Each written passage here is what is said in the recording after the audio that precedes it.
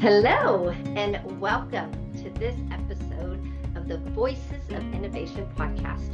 And I am here today with one of my very favorite people, one of my very favorite leaders, Andjela Pasi. And I am so honored to talk to you today. So across countries, an ocean divides us, but here we are today, and I'm so glad that you were able to hop on with me. So thank you for joining us.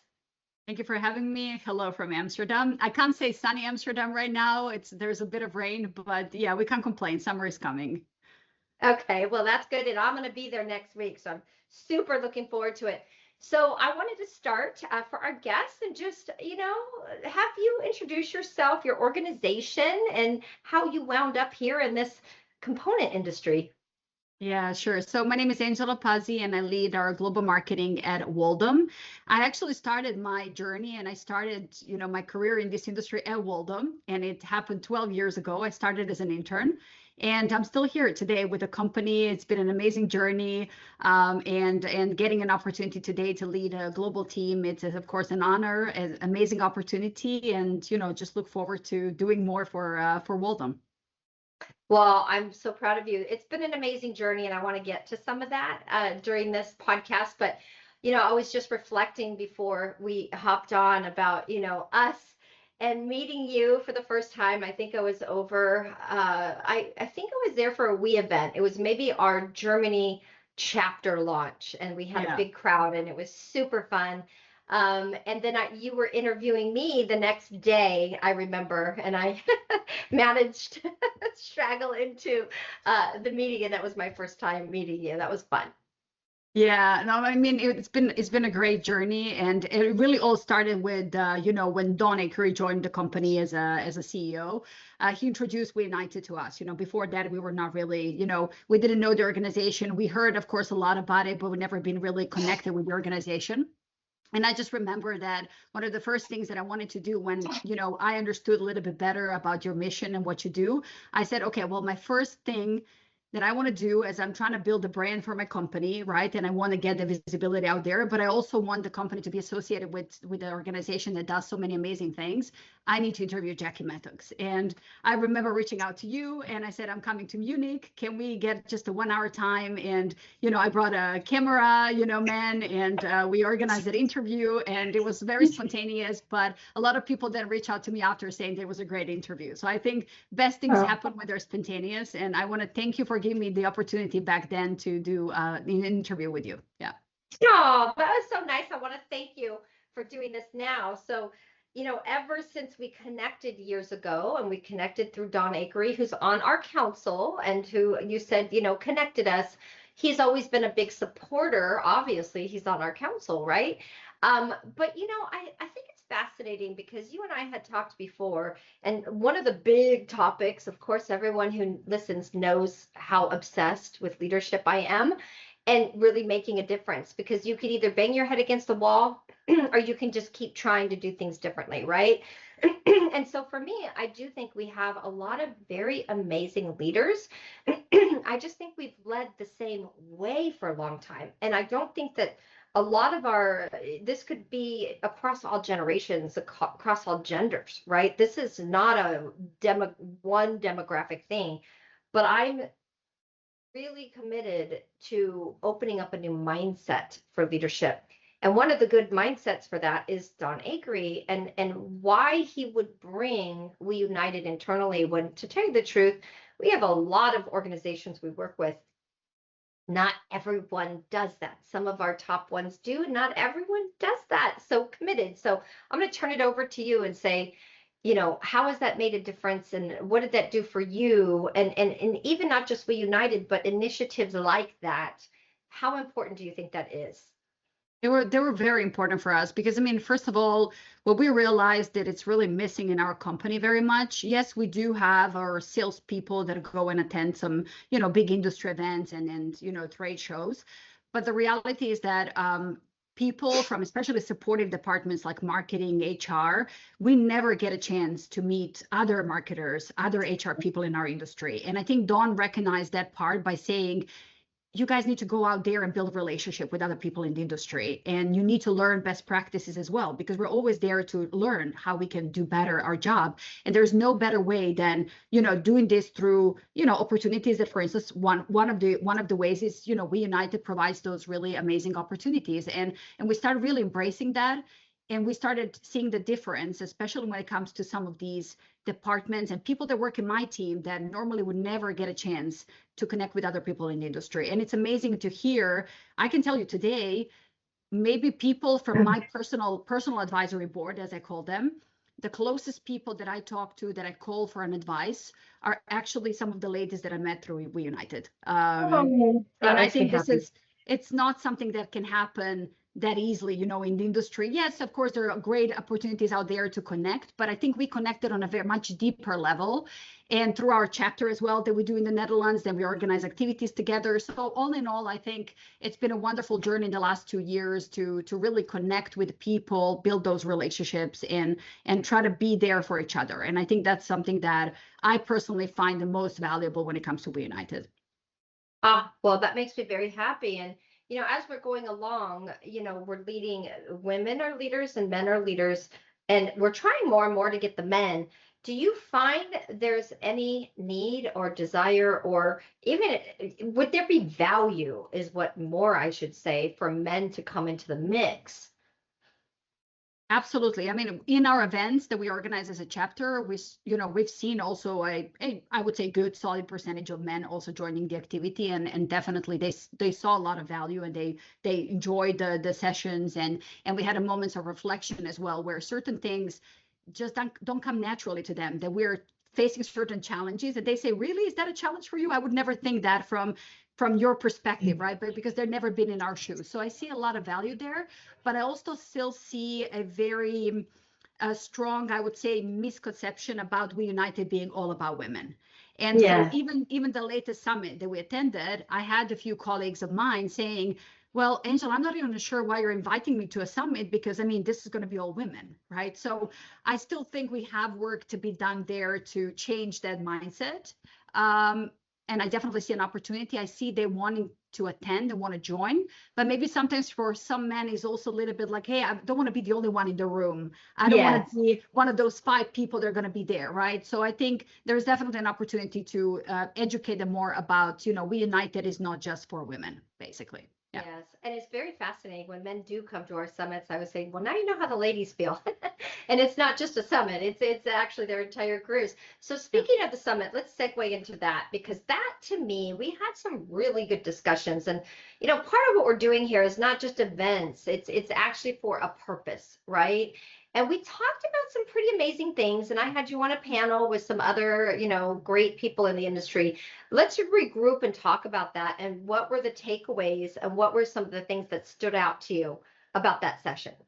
Yeah, a lot of takeaways. I have a long list of items, Okay.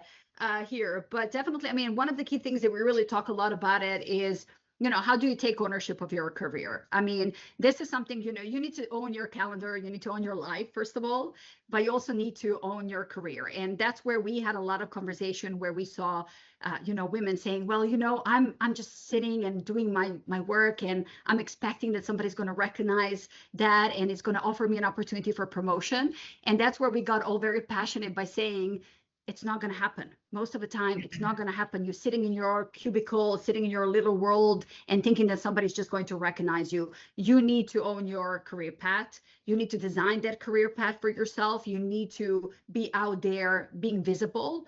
And honestly, one of the things we talked in the panel was some of my friends who are really successful and working in some of the big multinational companies, the way they made a career is because they were well connected inside and outside of the organization. So they knew exactly what's happening in another department. They knew when there's a new position opening in another department, so they could all jump in and send their CV. Stay connected inside your organization, outside of your organization. Keep your eyes open always, and don't believe that just by sitting in your little world that somebody's going to recognize and see you. So own your career. I think this was one of the key, I would say, insights from the summit, among many. Yeah. Yeah, I actually think that that was one of the best parts, but also there was a moment in that summit where I think all of us, it was like a moment of silence where all of us were like, where remember when somebody brought up about the difference of she was seen as aggressive in her role if she was assertive. And these conversations go way back. I mean, you've heard about this years ago, and I don't think many people really think much about it. But when you are the one and you're stepping into a leadership role and you have to be assertive, this is part of the role. It really is a real thing that women can be perceived as more aggressive versus I'm just asserting what I need to do as a leader. What are your thoughts on that? Yeah, it was a lot of conversation around this. And in fact, and I remember when we brought men in and we mentioned that, they would also say, "Oh, I never thought about this." But you're right. Yes, some women, when they're very assertive, they're determined, they're passionate, yeah, they can come across as a bit aggressive. You're right. So, and it's a challenge. It's a challenge because, like you said, you wanna, I have the same challenge, by the way, because I mean, you can see me, I'm very passionate. It's Italian side of me, I sometimes just want to explode because I just want to say so many things and I want to, do everything that I want to do, right? That I have, that Yes. I'm pretty much determined to do. But yeah, it Yes. can come across as aggressive and intimidating, even, for some men. And so, what I think we discussed also in the panel was a little bit about, hey, how can you make that, maybe come upfront with that already by saying, hey, my intention is not to come across as, I am just, very passionate about this specific topic. I truly believe that this is, how things should be done. So how can you maybe, educate him a little bit about that what you're doing is not being aggressive, but it's simply, hey, I have my point of view. I'm very passionate about what I'm saying, and I'm standing behind it, basically.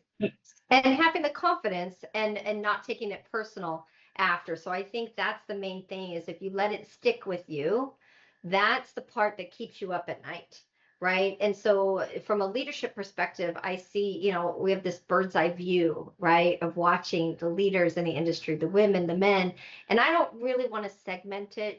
We United is like all of us together, but we have to think about balanced leadership. This is essential as we're getting into this time of AI and transitioning and incorporating these technologies. And how are we going to think through, AGI and things like this?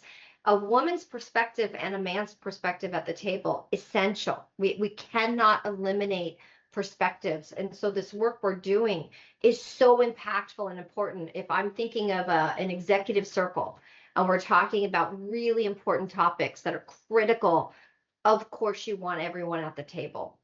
So I think that we're still at our time, especially in this industry where we have a lot of amazing people and leaders, but these kinds of conversations are important because we still have to push through some barriers. There still are barriers to push through. And you need to create an environment in which, Jackie, I mean, one of the key topics was also, okay, so when people tell me I'm aggressive, you know what a lot of women do then? They actually step back and Yes. they said that many of them are just going to be then sitting there and being silent because they don't even know how to behave anymore. So I think the leader's job also there is to recognize those moments and try to see how you can bring that person back into the conversation, creating an environment in which we can, have those conversations. And I think that's part of the leader, that it's also very, very important. Not let this go under the radar and allowing some of the great talent, to just go silent because it's an environment in which you just don't know how to behave, basically.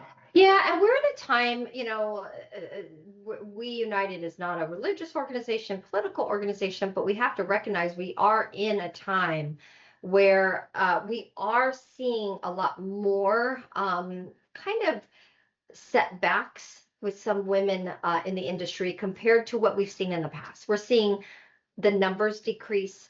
We're seeing some people who are elevating into leadership roles, women, they don't want to help the other women because they're afraid, and there's all kinds of barriers going on, even more than we've had in the past. So we track the numbers. Our Lead Forward report just tracked 45% leaving tech industries of high performing individuals.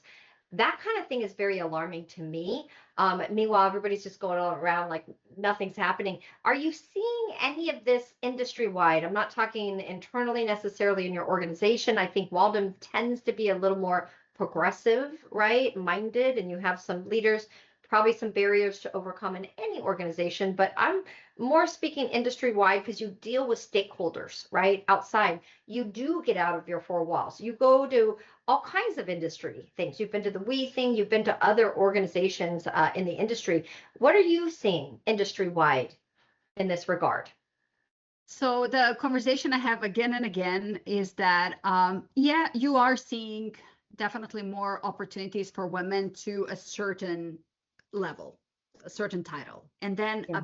once you get to that certain point, it gets very, very, very difficult for a woman to keep, climbing, I would say, in terms of the career. So that's the overall feedback. Why? Because I have some friends in the industry that have been trying maybe to find a job and they're already reaching a certain title and they're realizing how difficult it's becoming. And they're just thinking about doing is actually considering changing the industry, maybe going to a startup, maybe going to scale up, go to a different industry where they see that possibility of going up, let's say, much easier. So I do think that when you talk to people and especially women, you do see that still being out there, even though maybe at the level of, let's say, I would say middle management or so, you're still going to see probably a lot of women in the room. But once you're getting to a certain point, it gets, more and more difficult. And that is something that I personally didn't have to, experience because I guess I'm lucky to be in a company that I'm in where people have recognized my talent and gave me the opportunity, to grow in the career. But I do, talking to a lot of people through chapter, through other, events, through other opportunities, I do see still this being a significant challenge. I actually do too. And speaking of you and your role now, you just got elevated again, which is great. You've been, taking these steps. What, as you're, I don't necessarily always think that people understand the responsibility and what happens when you get into these leadership roles. It's not all fun and games. In fact, it's mostly not. And sometimes people say, I've talked to so many people in the industry, and sometimes they'll say, I kind of regret that I even took this role because they were so unprepared. Not that they couldn't do the job, but it's more the cultural aspect of it that can be super shocking. And we looked at the report, that Lead Forward report, the number one reason for people leaving is cultural. So I want to get your perspective on that. Obviously, like we said, Waldom is a progressive organization, but still a woman in an industry that's very male dominated and it's very traditional. What has been your experience? Yeah, so I had a similar experience. So the first couple of days, you're getting just a lot of emails, so congratulations, people are stopping you, whatever. If they see you in the hall of a hotel or whatever, you're attending an event, you just see a lot of people coming to you, generally excited about everything. So on the surface, it looks amazing the first couple of days, and then you start dealing with the reality, and that's where when it started really hitting me. And again, I have a natural tendency of taking more ownership than I should. It's just part of my personality. I have a natural tendency of taking everything very seriously and taking a lot of responsibility on me, even though I should not be taking responsibility in certain areas. That's where it started really hitting me to the point that I said to myself, oh my God, what did I do to myself? Was this really a smart move at all or not? Because, and why? Mostly because nobody prepares you for it. Nobody teaches you how to deal with changes, with people especially, right? So you're seeing that certain people may start distancing themselves from you. Yeah. You may see certain people that start changing their behavior, or they're trying to understand how they need to talk to you because maybe they cannot have that open conversation they had with you before, like they had before. You see that your words have much more weight when you talk. You need to be very careful. I'm somebody who's very spontaneous. I need to be very careful measuring my words when I talk. When I sit in certain meetings, people look at you in a certain way and expect certain things from you. Not to mention all the responsibility you're taking as well. So I wish I had somebody. I mean, I'm lucky already that I have a mentor for many, many years, and it's somebody who is retired but from the industry. and he's been really guiding me and helping me a lot through the process. Of course, I have also, a person that I report into. It's a, very experienced person. That's Dawn, and he also Mhm. helps me a lot navigate all these, but I wish I had a little bit more preparation before I got into it. Nobody really prepares you, and then you just don't know how to behave in certain situations, and you're confused sometimes with how people Oh, behave with you. Yeah. right. And so what is the most rewarding so far? So there's some challenges that you're not, and a lot of leadership is learning on the job. Like really, certain things you just can't be so prepared for. But I do agree with you. It would be nice to have a little more understanding of what's to come. I think the hardest part for me has been, like you said, the people. You kind of the dynamics Mhm. change as you Mhm. grow in your career and it becomes very different. And so then you're not as in the loop as you were with certain people. And you emotionally, you have to be very um, kind of guarded up. You've got to be able to just go, wow, this is part of things. Now I'm going to lose something to gain something. And it could be really hard. Um, but what are some of the things, aside from that are the benefits or rewards or things that you love about the role that you weren't expecting or that, are pleasant surprises?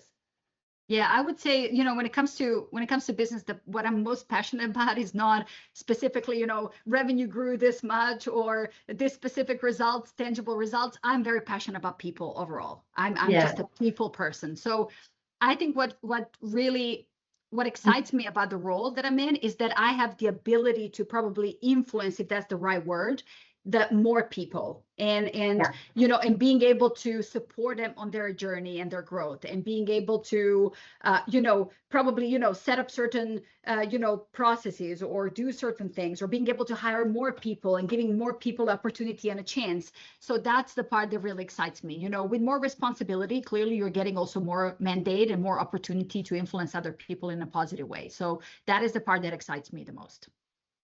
Well, I actually think you're going to do really well with that, and that has been, I think, one of the strong superpowers of women in particular is we tend to value people as much as the profits.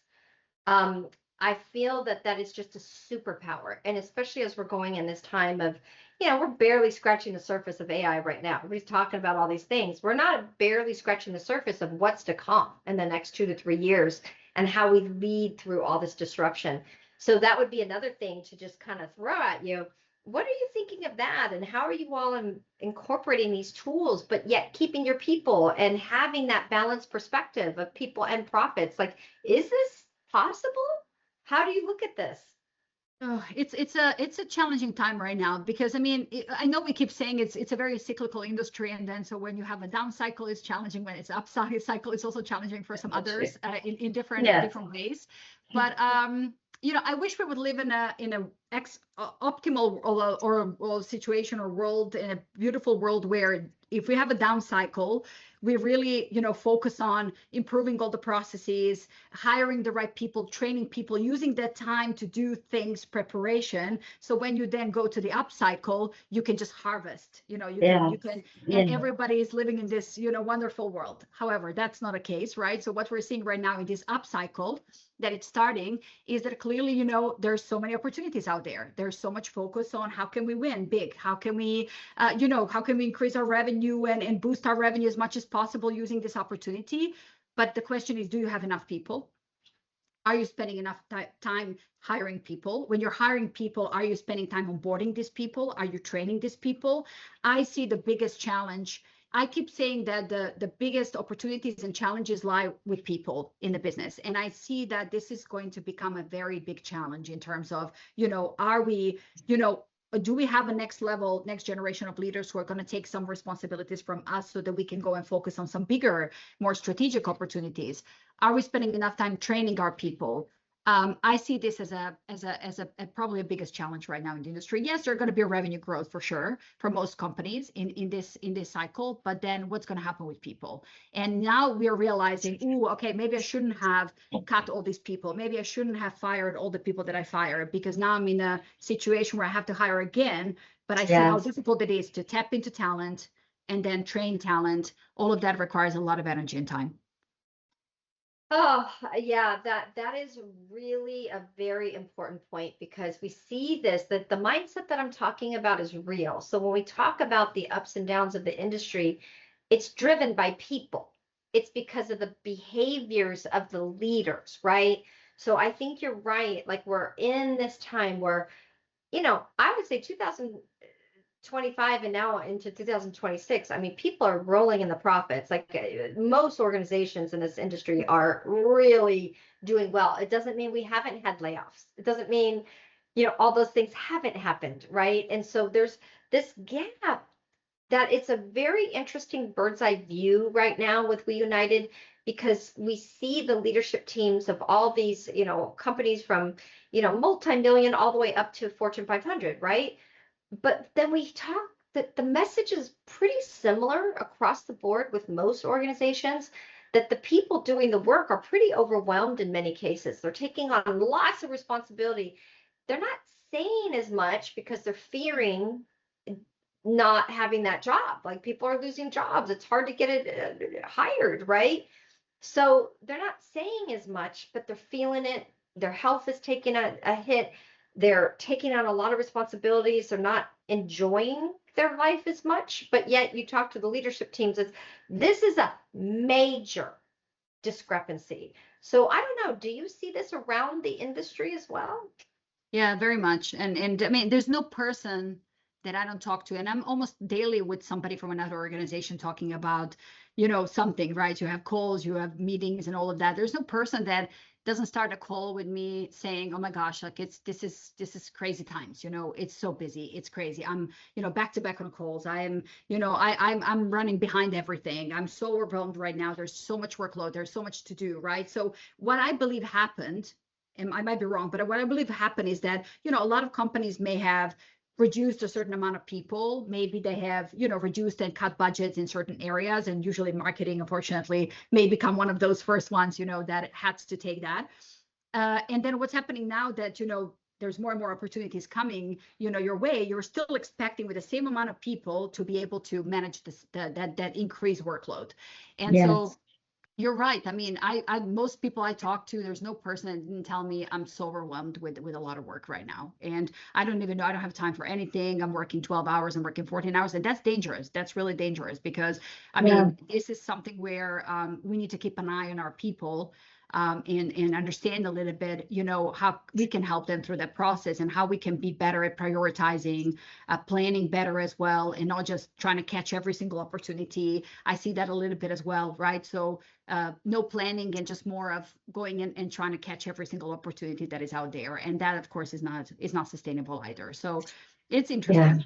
Yeah. It is very interesting. I wish more executives would take the time to actually have the real conversations, go down to the factory, go to the middle level, sit, create workshops where you can create an environment where people can actually say what's real versus what the leaders want to hear. Right. I think that this would be incredibly impactful for a lot of organizations. The other thing is growth. If you look at what we went through during COVID, you look what we're going through now, is this sustainable growth, right? Are we having these unrealistic expectations? And at what point do we kind of say, we got to get things balanced? Like, how do we do this in this industry? We have some toxic norms that have always existed since, I've been in for decades now.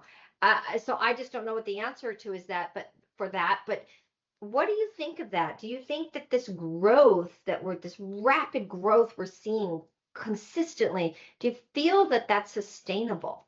Do you think that enough of the demand is actually there to support that level of growth over and over and over? I'm not sure, because I mean, for at least that I've been in this industry for 12 years, I've always seen this trends. And I personally, like you said, I wish we could have a more balanced approach, more long-term thinking in the industry. I do see Yes. a very short-term thinking still very much the way we approach the business. And I'm not saying that's not a case in other industries, but my biggest community is outside of our industry. So I talked a lot to people outside of our industry, and I tend to believe that there's a bit more of the long-term planning in certain areas, maybe a little bit more than it is in our industry. So we like to harvest in this, like I said, upcycle, and then we'll go again, probably at some point back again to the down cycle. And so I see a lot of this in industry, and I don't see that balanced approach, like you said. So it is a challenge, and in these 12 years, I haven't seen it once, but maybe it will surprise me. I don't know. We'll see. Yeah. Well, Andjela, it's interesting how fast these podcasts go. I have just one more question for you before we conclude, and that is, if you could have one wish for the industry and for what you hope to leave here and this your time, if you could have one wish and say, I want to accomplish this, or I want the industry to do that, or whatever that might be, what's your wish for your career, your time here in this industry? I personally, I would love to see a lot of, CEOs women in our industry. If I can see that, I mean, that would be wonderful. That's one, I would love to see that. I would love to see, I'm just a very passionate about women overall. I would love to see, again, more CEO women. That would be wonderful to see in the industry. I think that would be great. I love that. And I would love to see that too. And there's room for everyone. So I want to say, like, for the men listening, the really fascinating part is there is a growth mindset. It's not that one woman takes a CEO role and then there's no room for anyone else. There's really a growth mindset, that it's a growth effect that actually happens. And my last comment is, I really don't think if we had more women, even in roles around all different countries, I don't think we'd have as many wars. I don't think that women would go to war as much and would risk people as much. But that's just my own, viewpoint, and other people might be mad at me. But I really believe that. And I do wish for a very balanced world where everybody matters, everybody's important, and everybody's at least heard. That is my wish too.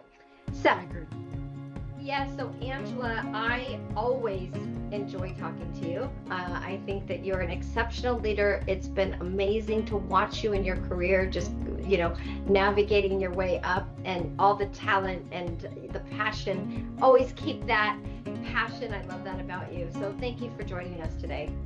No, thank you for having me. And of course, sending greetings again from Amsterdam to everyone who will be watching this. Okay. Thank you so much. Have a good rest of your day. Thank you.